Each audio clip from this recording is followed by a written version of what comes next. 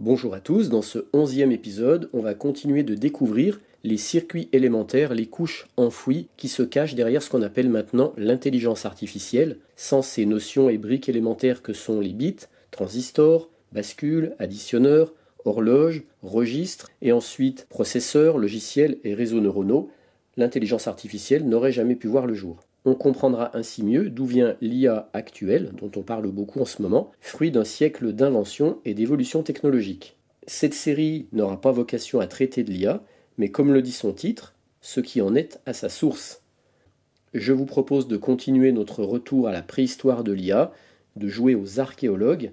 Voyons maintenant comment construire un additionneur binaire avec des transistors. Sans cette nouvelle brique, aucun calcul matriciel moderne utilisé par l'IA ne serait possible. Dans l'épisode 6, je vous avais montré comment se faire un demi-additionneur. Demi car il ne pouvait pas gérer les entrées de retenue, carry in. On avait vu que pour obtenir un demi-additionneur, il suffisait de chaîner une porte A avec une porte XOR.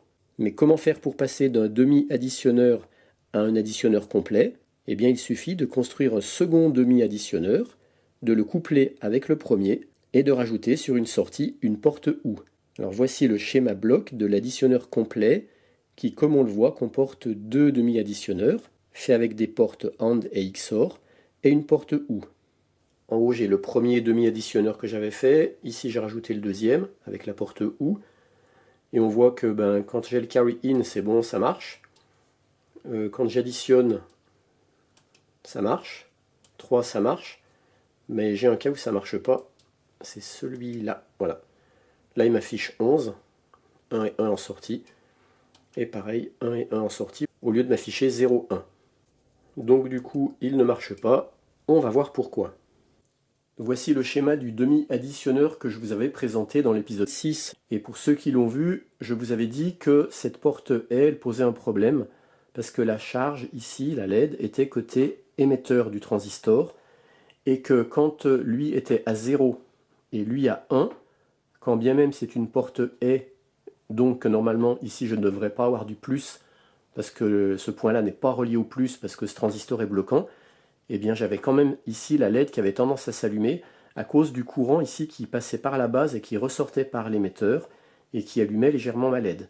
Ce qui fait que je n'avais pas un beau état logique 0. Pour pallier au problème de cette LED qui avait tendance à s'allumer quand il ne fallait pas, du coup, je vous avais dit que je l'avais mis ici entre les deux transistors. Sauf que maintenant, pour me faire l'additionneur complet, je devais coupler ce premier demi-additionneur avec un second demi-additionneur.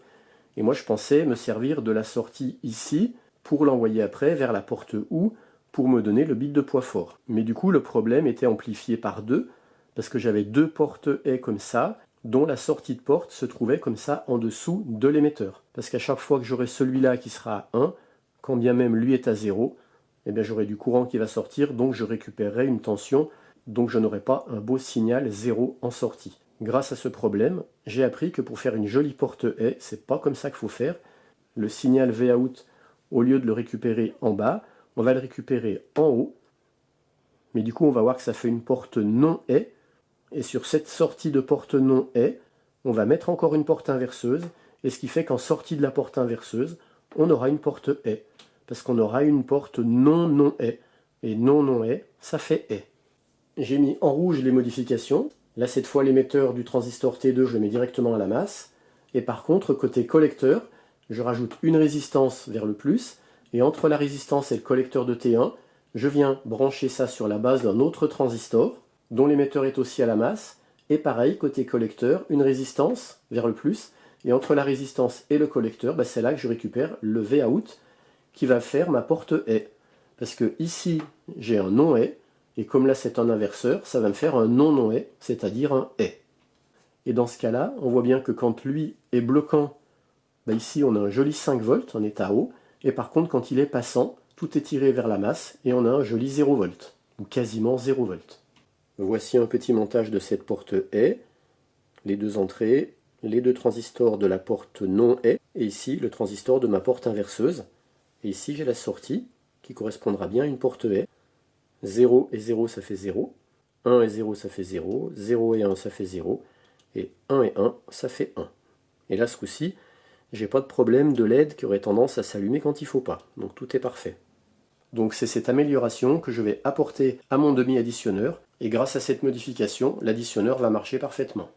J'ai laissé tomber l'ancien, j'en ai carrément refait un nouveau, plus aéré, et cette fois en le construisant j'ai pris un voltmètre pour vérifier au fur et à mesure l'état de sortie des portes, que j'avais bien un 0 logique et un 1 logique.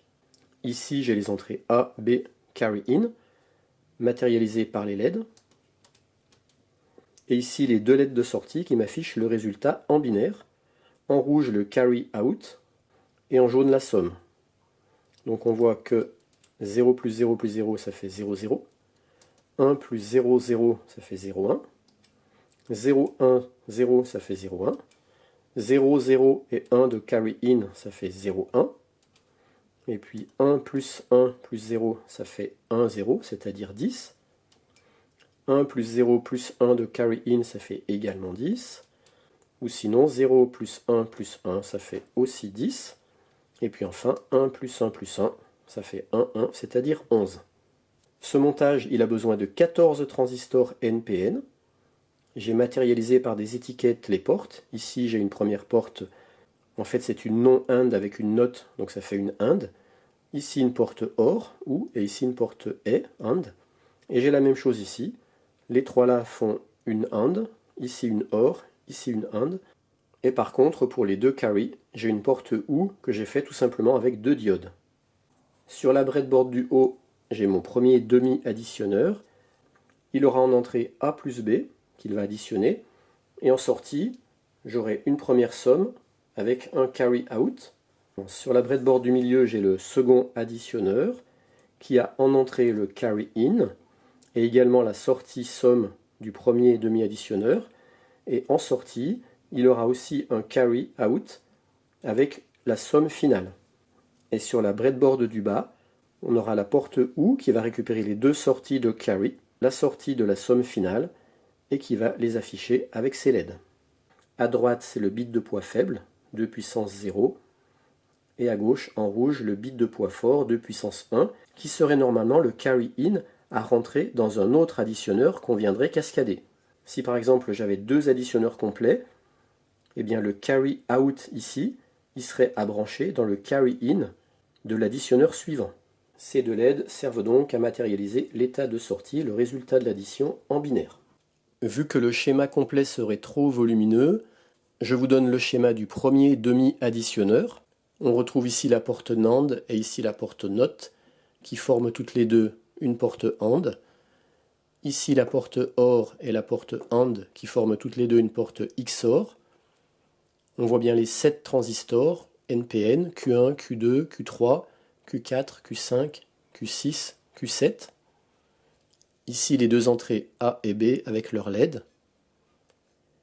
Ici la sortie du carry out et ici la sortie de la somme. Pour le second demi-additionneur, ça sera quasiment tout pareil, sauf au niveau des entrées. Ici j'aurai l'entrée que j'ai appelée C, qui est le carry in.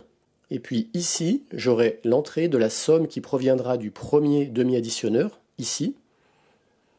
C'est pour ça que sur le deuxième demi-additionneur, je n'ai pas de LED et de boutons à ce niveau-là, puisque l'entrée ici va se connecter avec la sortie ici du premier demi-additionneur. Et les sorties du second demi-additionneur, j'aurai également ici la sortie du carry out, qui va se retrouver en entrée de la porte OU que je vais rajouter avec la sortie carry out du premier demi-additionneur. Ce qui fait que cette sortie ici, celle du premier demi-additionneur et celle du second demi-additionneur, elles vont toutes les deux venir en entrée d'une porte OU, dont la sortie pilotera la LED rouge du carry out du résultat final, bit de poids fort, et cette sortie VOUT somme du second demi-additionneur viendra piloter la LED jaune qui matérialisera le bit de poids faible du résultat final. Je vous ai refait un schéma bloc pour aider à comprendre. Ici le premier demi-additionneur, ici le second. Là les deux entrées A et B. On voit en sortie une somme provisoire avec un carry out. La somme provisoire, je la re-rentre dans une entrée du second demi-additionneur. Ici je rentre le carry in dans l'entrée du second demi-additionneur. Et en sortie, j'ai la somme définitive. Ici j'ai le carry out de ce demi-additionneur. Et après, les deux carry out, je les fais rentrer dans une porte OU pour récupérer en sortie le carry out définitif. Cette sortie-là me donne le bit de poids faible 2 puissance 0 et celle-ci le bit de poids fort 2 puissance 1 qui servirait éventuellement de carry in ici si j'avais un second additionneur. Et en bonus, voici ce montage. Sur les 3 entrées, j'ai mis un NE555 avec des cadencements différents. Donc là, ça se fait tout seul. Et la sortie, les 2 bits de sortie, je les envoie sur un décodeur BCD qui pilote un afficheur à LED 7 segments. Et là, on voit que ça me fait tout seul les additions. Alors par contre, j'ai une fois de plus beaucoup galéré sur ce montage parce qu'autant ça marchait bien avec les inters, mais avec les NE555, j'en avais 2.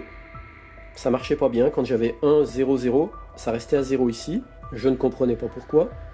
En fait, c'est parce que le NE555, il me fournissait une tension de seulement 4 volts à peu près, alors que quand là, moi j'appuie sur le bouton, j'ai envoyé du 5 volts. Et ce qui fait que tout en bout de chaîne, en bout de ma sortie d'additionneur, qui allait vers le bit de poids faible du décodeur, je n'avais que du 2 volts. Donc c'est pour ça qu'il n'arrivait pas à basculer sur le 1. Mais après, la connerie que je faisais, moi, c'est que j'essayais de monter la tension en mettant des transistors. Mais je faisais qu'aggraver le problème, parce que du coup, à chaque fois que j'ai une liaison base et émetteur, je perdais encore 0,7 volts. Alors je comprenais pas. J'ai demandé à Valérie Marzin, qui m'a tout expliqué. Une fois de plus, il m'a sorti du sable. Et en fait, il suffit de mettre un transistor PNP à la sortie du NE555. Comme ça, là, ce coup-ci, je récupère directement du 5 volts, et du coup, ça marche nickel. On va regarder dans la nuit, c'est plus joli.